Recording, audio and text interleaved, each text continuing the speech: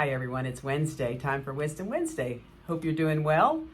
I was driving in today and listening to a podcast with Peter Attia on his new book, Outlive, and he was spending a little bit of time on colon cancer, and I realized really I don't think I've touched on colon cancer, and so I thought we would spend a little time looking at some of the statistics and some of the risk factors, and then looking at some of the screening tools so that maybe we can be a little more educated and understand the importance of screening for this disease.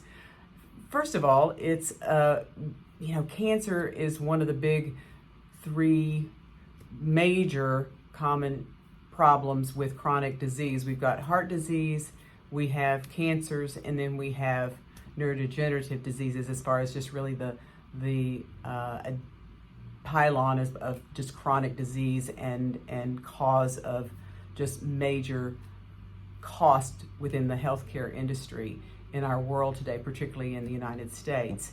And colon cancer is one of the cancers that is a very prominent one in terms of risk and morbidity, mortality that we see. It is the second leading cancer in men and women combined, and it's the third leading cause of cancer death in men and women as well. It is probably about a little over 50,000 folks are diagnosed with this every year. And as far as women are concerned, we've got about a 1 in 25 chance of getting a colon cancer, and men about 1 in 23%.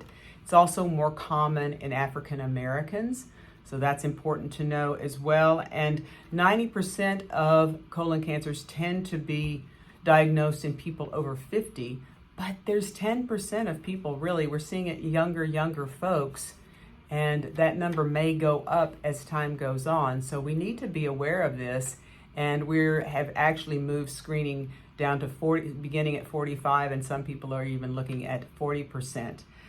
We do know that people with a first-degree relative have a 2 to 3 times greater risk of developing it. So it is recommended that you start 10 years prior to when your first-degree relative, the age that person was diagnosed. And so it is recommended currently on the, I think the CDC, it's between 45 and 75 that you do a screening test, and depending on what is found will then determine the length of time between screening tests, so to speak. And it is getting better, and there are some other screening tests besides just going straight to colonoscopy, and we'll talk about those a little bit in a moment. Currently, there's more than 1 million survivors of colon cancer in the United States. The survival is about 90% with early detection.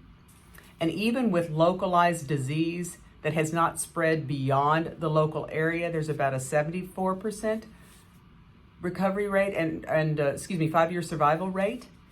But if it does spread to other organs, that precipitously falls to 15 to 17%. So early diagnosis is truly so valuable with any cancer, but particularly this one as well. And colon cancer, the risk factors really can be numerous. As I said, certainly having a first-degree relative. If you do have, there might be a slight increased risk with irritable bowel type issues, ulcerative colitis, some of the Crohn's diseases, etc. Those can increase your risk just of having DNA damage and poor repair, and having rogue cells take off when you get just these mutations that can occur. It's also seen more commonly in people who smoke, people who are overweight.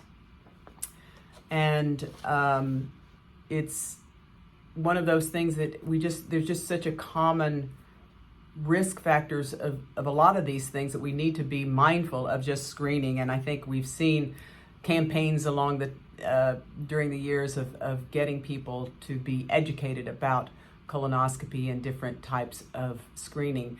In our office, we do a rectal exam, and we do screen for occult blood, meaning blood in the stool, and that can be a pretty poor man's screening tool. There is a test called Cologuard that has some benefits in terms of perhaps in between colonoscopies. It doesn't certainly replace colonoscopy, but it certainly can be done in between to screen for shedding of cancer cells. And they do pick up even precancer type cells. It's important to know that all colon cancers do form and grow from a polyp, but not all polyps are going to be cancer cells. But you cannot have a colon cancer without a polyp. So that's why there are higher risk polyps when they are removed versus low risk polyps, and that may determine how often you need to be screened. So we see that we have the colonoscopy, we have the Cologuard, we have just the poor man's test of checking for occult blood, and we do have the Galleri test, which we've talked about. Again, this is just a liquid biopsy and can screen for blood cells that have these cells, but understanding for the colon in particular, if you think about it, it's really on the outside of the body. It's not really inside the body. Anything from the oral cavity all the way down to the rectum and anal area, that is really considered like the middle of a donut, and so considered to be outside the body.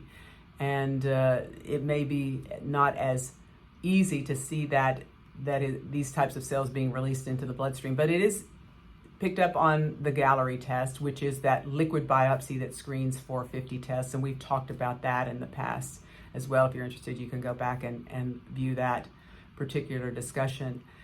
So nonetheless, this is a fairly common disease. 1 in 24 to 25 people are going to have this within their lifetime. Early diagnosis is key. We don't have just wonderful new treatments for this. The chemotherapy is modest at best with metastatic disease. As you can tell, the 5-year survival is not great. So it's really important to get this done early. And so just wanted to revisit this and give you an opportunity to think about it and make sure that you are staying up with whatever screening tools are available to you. And if you have questions or concerns, please let us know. You all have a great week, and we'll talk again next week.